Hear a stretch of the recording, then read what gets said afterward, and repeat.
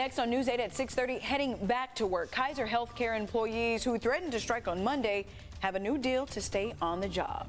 Thankfully, family can get together this holiday season, but how can you keep you and your family safe? A local doctor shares his advice. And it's the holiday gift for the person who has everything, a special Gucci edition of the Xbox Series X, but it's gonna cost you. News 8 starts right now. This is News 8 at 6:30. Kaiser Permanente healthcare workers are breathing a sigh of relief after a strike set for Monday has been averted. Good evening and thank you for joining us. I'm Kirsten Holmes. And I'm Steve Price. Kaiser and the Alliance of Healthcare Unions finally reached a deal early this morning. This follows 6 months of negotiations. News 8's Heather Hope has more on what workers are getting out of this new agreement. Yes, Steve and Kirsten, it got extremely close with the strike just being days away. In fact, this Kaiser hospital at Claremont Mesa in Ruffin was the very site where healthcare workers were to build their strike signs. What they want in that tentative agreement includes better benefits and increased wages each year for the next 4 years. We've done everything we could to be prepared for a strike. A deal came down to the wire after 6 months of intense negotiations. Side by side, lies and tricks will not deny. Kaiser Permanente and the Alliance of Healthcare Unions finally reached a tentative agreement early Saturday morning on a 4-year contract for nearly 50,000 Kaiser healthcare employees and 22 local unions.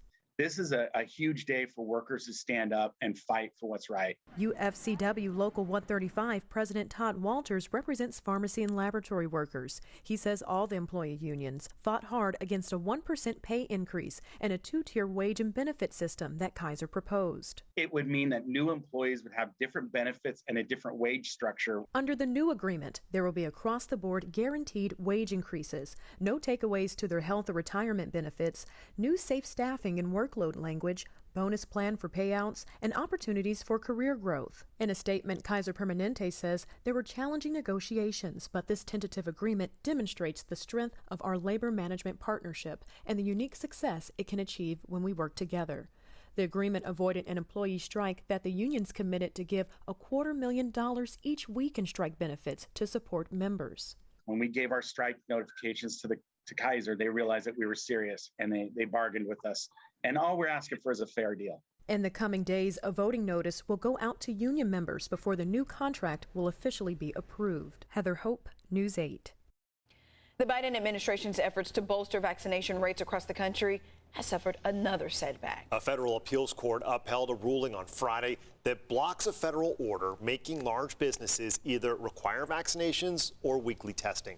The White House says that decision could lead to hundreds of deaths, but the court said the order was too broad. All Californians 18 and older are now eligible for a COVID booster shot. Now, vaccination clinics are open across the county this weekend for anyone in need of their first, second, or third dose. Tomorrow, you can get a shot at the Chula Vista Live Well Center, which is on Oxford Street, the North Coastal Live Well Center on Mission Avenue in Oceanside, the Sharp Grossmont Hospital Clinic in La Mesa, and out in the Far East County at the Pine Valley Fire Station. Appointments are recommended, but they're not required. We have all the information you need with a link on our website. Just go to cbsa.com. Thanksgiving now just 2 weeks away. In fact, less than 2 weeks. And while we're making plans for turkey and stuffing, doctors say you want to keep in mind that COVID-19, though the numbers are down, it has not completely gone away. Yeah, we're still in a pandemic. News 8's Regina Ahn spoke to an infectious disease specialist to talk about how you can keep you and your family safe. It may not be time yet to get rid of your face masks and hand sanitizers. Health experts say they're worried about another COVID surge as we head into the holiday season. The U.S. is making progress in the fight against COVID-19, but unfortunately, it's not gone completely yet. Experts say new coronavirus cases are up in 19 states just in the past week compared to the week before. And with the winter surge ahead, doctors are a bit worried about what's to come. This year is really different than last year because we have vaccinations, but that doesn't mean that we're still not in this pandemic. So the way I would think about the holidays are that the people who are most vulnerable, if they are vaccinated, to breakthrough infections that are severe are older people immunocompromised people. AAA predicts nearly 53.5 million Americans will travel to see family and friends for Thanksgiving, about a 15% increase from last year. Doctors recommend if you are traveling, make sure to keep those practices in place. And the best protection is still to get the COVID-19 vaccine and, of course, the booster for those who are eligible. And coming up at 11, we'll talk with folks in the community about their holiday travel plans and have ways that you can keep yourself protected. Regina, thank you. A man is dead, a 17-year-old injured after a fight that led to a shooting overnight at a Chula Vista bar. Happened at On the Rocks Cocktail Bar, which is located in the 600 block of East Street around 2 o'clock in the morning. When the fight moved outside, detectives say someone pulled out a gun, started shooting. 41-year-old Richard Bernal was shot and pronounced dead at the hospital. The 17-year-old, who was also hit, we're told will be okay. Police looking for a man who was wearing a bright colored shirt. If you know anything that can help, please call Chula Vista Police. And overnight in the East Village, an armed man went on a destructive rampage, destroying computers, windows, and other items at a building downtown. Police found the man on the 3rd floor of a building on 15th Street. When confronted, he ran off. Police tasered the man in order to arrest him. He is now facing a number of charges, including vandalism. You know, it got as hot as 90 degrees in some parts of the county today, and local beaches were definitely packed. Lifeguards are ramping up their staff to get ready for the very hot weekend. News 8's Ariana Cohen stopped by local beaches to catch folks enjoying a little fun in the mid-November sun. This is what November looks like in San Diego, and visitors and locals aren't mad about it.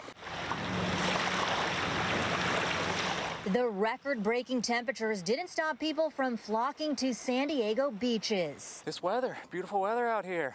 Getting to the beach in November. This is part of the reason I came out here. Veterans Day weekend, so we got a nice long weekend. Trying to take advantage of it.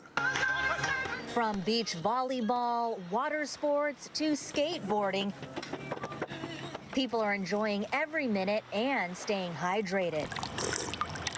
Great for most things if you're just coming out to the beach to relax. To play volleyball, it's a little hot, so we're one game in and we're already struggling.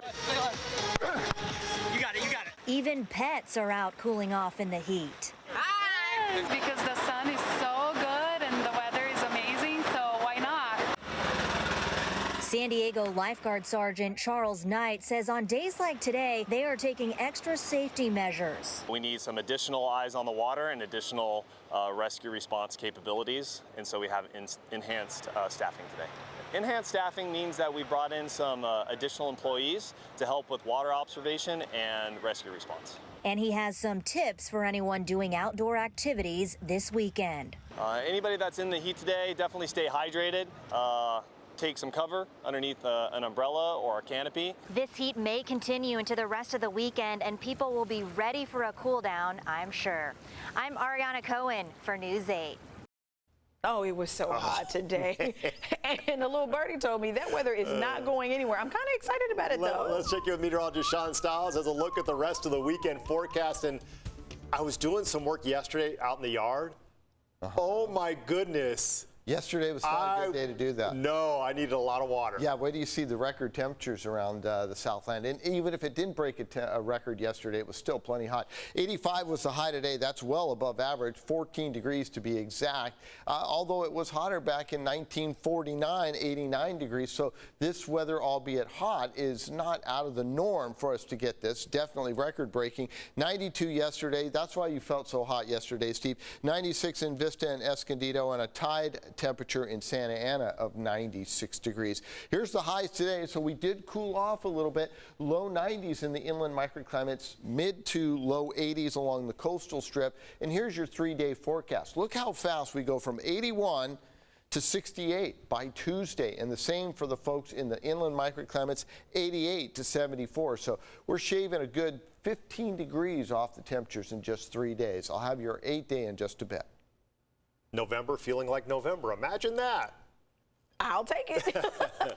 We'll take everything. Thanks, Sean. Dozens of people gathered at De Anza Cove for the annual Miles for Melanoma 5K. Yeah, the event brings together melanoma patients, survivors, and supporters to raise awareness about the issue. Our own Sean Stiles was the MC. Walkers and runners had the option to participate in person at De Anza Cove Park or do it virtually.